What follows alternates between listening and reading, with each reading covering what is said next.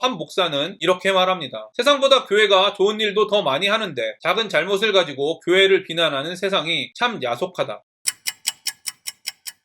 안녕하세요. 바이블 TMI의 마카리오스입니다. 오늘 본문은 느헤미야 12장 22절부터 30절입니다. 오늘 말씀은 네이 사람들에 대한 이야기와 성벽 재건을 완성한 후 공헌을 준비하는 내용입니다. 오늘 말씀을 통해 기독교 공동체의 특징, 교회 일과 세상 일, 그리스도인의 평가 기준에 대해 깊이 성찰하는 시간이 되기를 바랍니다. 엘리야십과 요야다와 요하난과 야뚜아 때에 네이 사람의 족장이 모두 책에 기록되었고 바사왕 다리오 때에 제사장도 책에 기록되었고 네이 자손의 족장들은 엘리야십의 아들 요하난 때까지 역대 지략에 기록되었으며 레위 족속의 지도자들은 하사랴와 세레랴와 감미엘의 아들 예수아라. 그들은 그들의 형제의 맞은편에 있어 하나님의 사람 다윗의 명령대로 순서를 따라 주를 찬양하며 감사하고 마따냐와 박부갸와 오바댜와 무술람과 달몬과 악굽은 다 문지기로서 순서대로 문안의 곡간을 파수하였나니 이상의 모든 사람들은 요사닥의 손자 예수아의 아들 요야긴과 총독 느헤미야와 제사장 겸 학사 에스라 때에 있었느니라. 26절을 보면 요야김, 느헤미야, 에스라를 동시에 기록하고 있습니다. 느헤미야는 요야김의 아들인 엘리야십 대제사장과 함께 성벽을 재건했습니다. 그럼에도 불구하고 저자는 엘리야십 대제사장이 아닌 요야김과 느헤미야를 함께 기록하고 있습니다. 1차 포로 기한 때 돌아온 요야김은 포로 기한 1세대와 2세대에 활동했다고 알려져 있습니다. 일반적으로 에스라는 2세대, 느헤미야는 3세대와 함께 활동했다고 알려져 있습니다. 즉 저자는 1차 포로 기한의 인물과 2차 포로 기한의 인물, 3차 포로 기한의 인물 모두 힘을 합쳐 예루살렘을 재건했음을 알려주고 있습니다. 요야김은 그의 아버지 예수아와 함께 성전을 재건했습니다. 에스라는 말씀을 회복하고 회개 운동을 했습니다. 느헤미야는 성벽 재건을 했습니다. 그래서 주석가 윌리엄스는 요야김, 에스라, 느헤미야가 함께 기록된 이유를 이렇게 말합니다. 저자는 그들의 사역이 예루살렘의 회복, 성전의 회복, 성전에서의 예배의 회복 등에 있어서 단일한 행동이었음을 제시하길 원했다. 여러분, 이 사실을 기억하십시오. 세상의 관점에서 볼 때 자신을 보호해줄 수 있는 성벽이 완성되면 회복되었다고 생각할 것입니다. 그러나 성경의 관점으로 보면 세상의 위협으로부터 보호뿐 아니라 성전의 회복, 즉 예수님의 구속사역이 자신에게 적용되어 하나님의 성품으로 다시 태어났다는 것을 믿는 것과 성전에서의 예배의 회복, 즉 하나님의 성품으로 거룩한 삶을 살기 위한 믿음의 경주를 다시 달리는 것이 함께 있어야 진정으로 회복되었다는 것입니다. 우리가 세상으로부터 위협을 느낄 때 문제가 있다고 생각할 때를 잘 생각해 보십시오. 무엇이 부족해서입니까? 물론 겉으로 보면 그렇게 생각할 수 있습니다. 하지만 여러분이 그리스도인이라면 문제가 생긴 동일한 조건에서도, 아니 더 안 좋은 환경 속에서도 분명히 하나님께 감사한 경험들이 있을 것입니다. 왜냐하면 진정으로 하나님을 경험하면 상황보다 하나님이 훨씬 커 보이기 때문입니다. 그리스도인의 근본적인 문제는 무엇이 부족하거나 마음대로 되지 않을 때 오는 것이 아닙니다. 하나님으로부터 시선이 멀어질 때 생기는 것입니다. 하나님과 동행하지 않을 때 생기는 것입니다. 우리 안에 내주하신 성령님의 마음이 아니라 아직도 남아있는 타락한 옛 마음을 따르기 때문에 생기는 것입니다. 말씀이 아니라 자신의 지식과 경험을 따르기 때문에 생기는 것입니다. 우리가 걱정하는 근본적인 문제의 원인에 대해 깊이 고민하는 여러분이 되기를 바랍니다. 성전이 회복되었다는 것은 구원의 은혜가 회복되었다는 것입니다. 말씀과 회개 운동이 일어났다는 것은 타락한 우리의 삶이 하나님의 자녀의 삶으로 변화되기 시작되었다는 것입니다. 성벽이 재건되었다는 것은 사단의 공격에도 방어를 할 수 있는 굳건한 나라로 자리를 잡았다는 것입니다. 저와 여러분이 속한 가정과 교회 등의 공동체는 구원의 은혜와 거룩한 삶으로의 변화, 사단의 공격에도 하나님 나라의 정체성이 흔들리지 않는 굳건한 믿음의 공동체로 자리 잡기 위해 무엇을 하고 있는지 점검하시기를 바랍니다. 성전 재건 시작부터 성벽 재건 완성까지 걸린 시간은 최소한 50년이 넘게 걸렸습니다. 3차에 걸쳐 이루어질 만큼 많은 사람이 함께 감당했습니다. 많은 사람들이 한국교회는 더 이상 소망이 없다고 말합니다. 한국교회가 문제가 많은 것은 부인할 수 없는 사실입니다. 그러나 성전도 파괴되어 아무것도 없던 예수아가 돌아왔던 1차 포로 기한 시기 때의 예루살렘의 상황보다는 더 낫지 않습니까? 에스라 느헤미야서를 보면 이렇게 암울했던 예루살렘도 많은 사람이 함께 자신의 사역에 충실할 때 결국에는 회복되었습니다. 저와 여러분이 한국교회의 회복, 더 나아가 전세계 교회의 회복의 소망을 가지고 자신에게 맡겨진 사명을 잘 감당하시기를 바랍니다. 혼자서 하려고 하지 말고 다른 사람의 사역을 부러워하지도 말고 탐내지도 말고 자신에게 주어진 사명을 감사함으로 잘 감당한다면 결국에는 후에는 하나님의 나라가 이 땅에서 회복될 것입니다. 저와 여러분이 이 땅에서 하나님 나라가 회복되는데 각자의 역할을 잘 감당하는 성숙한 그리스도인이 되기를 간절히 소망합니다. 예루살렘 성벽을 봉헌하게 되니 각 처에서 레위 사람들을 찾아 예루살렘으로 데려다가 감사하며 노래하며 재금을 치며 비파와 수금을 타며 즐거이 봉헌식을 행하려 하매 이에 노래하는 자들이 예루살렘 사방 들과 노도바 사람의 마을에서 모여들고 또 벳길갈과 게바와 아스마웻 들에서 모여들었으니 이 노래하는 자들은 자기들을 위하여 예루살렘 사방의 마을들을 이루었음이라. 제사장들과 레위 사람들이 몸을 정결하게 하고 또 백성과 성문과 성벽을 정결하게 하니라. 유다 백성들은 성벽을 지은 후 봉헌식을 준비했습니다. 성벽 제거는 요즘 시대로 보면 세상의 일로 보이기도 합니다. 왜냐하면 예루살렘을 지키기 위한 방화벽을 지은 정치적인 행위로 볼 수 있기 때문입니다. 그러나 느헤미야는 성벽 재건이 단순히 예루살렘의 평안을 위한 일로 생각하지 않았습니다. 하나님이 원하신 하나님의 사역으로 인식했습니다. 여러분은 세상의 일을 열심히 하는 그리스도인, 하지만 교회 봉사를 하지 않는 그리스도인을 어떻게 평가하고 있습니까? 성전과는 상관없이 자신의 모든 것을 성벽을 짓는 일에 헌신한 느헤미야를 어떻게 평가하겠습니까? 느헤미야는 유다 총독으로서 정치적인 행위로 보이는 성벽을 짓는 일을 하나님의 일이라고 생각했습니다. 세상에서 자신의 역할을 잘 감당하는 일을 세상 일이라고 구분하지 않고 하나님의 일이라고 믿고 헌신했습니다. 저와 여러분이 교회 일은 하나님 일, 세상 일은 사단의 일이라고 생각하게 하는 전통적인 사고방식에서 벗어나게 되기를 간절히 소망합니다. 많은 사람들이 하나님이 주신 사역을 잘 감당했을 때 자신은 잘 감당했다는 교만함에 빠집니다. 그러나 봉헌식을 통해 느헤미야는 감사와 찬양을 했으며 제사장과 레위인들은 정결함, 즉 거룩함으로 반응했습니다. 그렇습니다. 그리스도인은 교만함이 아니라 겸손함과 감사, 거룩함으로 하나님께 반응하는 사람들입니다. 예배를 담당하는 리더는 특별히 거룩에 더 민감해야 합니다. 말씀을 전하는 리더는 특별히 더 말씀과 일치되는 삶을 살기 위하여 노력해야 합니다. 리더는 다른 사람과 같으면 안 됩니다. 지금은 이상해졌지만 나라를 다스리는 정치인들에게는 예로부터 청렴함이 기본 덕목이었습니다. 대통령도 사람이지만 사람들은 대통령에게 일반 사람과 다른 기준을 적용합니다. 왜냐하면 자신의 삶의 질을 책임지고 있는 사람이기 때문입니다. 마찬가지로 예배를 담당하는, 더 나아가 영혼을 책임지는 이 세상의 영적 리더로 부름받은 그리스도인은 세상 사람들과 동일한 기준이 아니라 더 높은 기준, 즉 하나님 나라 백성의 기준으로 평가받는 사람이라는 것을 꼭 기억하시기를 바랍니다. 그리스도인이라고 고백하는 여러분, 하나님의 기준으로 자신을 평가하고 있습니까? 영혼을 책임지는 책임감을 가지고 있습니까? 예전에 한 다큐멘터리를 본 적이 있습니다. 그 다큐멘터리에서 한 목사는 이렇게 말합니다. 세상보다 교회가 좋은 일도 더 많이 하는데 작은 잘못을 가지고 교회를 비난하는 세상이 참 야속하다. 이 목사의 말은 세상의 기준으로 보면 맞을 것입니다. 제가 볼 때 그래도 교회는 세상보다 구제도 더 많이 하고 좋은 일도 더 많이 하는 것 같습니다. 그러나 여러분, 다시 한번 말씀드리겠습니다. 그리스도인은 세상 사람들과 다른 기준으로 평가받는 사람들입니다. 따라서 그리스도인의 기준으로 볼 때 이 목사의 말은 매우 잘못된 말입니다. 여러분, 세상의 기준에서 하나님의 기준으로 바뀐 사람이 바로 그리스도인이라는 사실을 기억하십시오. 그리고 자신이 그리스도인이라고 고백하지 않는 사람들에게 관용을 베푸십시오. 왜냐하면 이들은 하나님의 윤리를 이해할 수도 없고 경험할 수도 없기 때문입니다. 이들을 위해서는 예수님이 우리를 참아주신 것과 같이 인내하고 긍휼함으로 구원받기를 기도할 수밖에 없기 때문입니다. 그러나 자신이 그리스도인이라고 고백하는 사람들, 특히 자신의 신앙이 좋다고 자랑하는 사람들에게는 예수님이 말씀하신 한상설교에 기록된 기독교 윤리의 기준을 가르쳐 주십시오. 그러면 절대 자신이 신앙이 좋다고 자랑하지 못할 것입니다. 마지막으로 다시 한번 강조드립니다. 그리스도인은 하나님의 거룩의 기준으로 기준이 바뀐 사람이라는 것을 기억하십시오. 세상의 기준으로 자신을 평가하는 사람이 아니라 하나님의 기준으로 자신을 평가하는 사람이라는 것을 기억하십시오. 마지막 날에 우리에 대한 하나님의 평가는 세상의 기준이 아니라 하나님의 기준으로 평가된다는 것을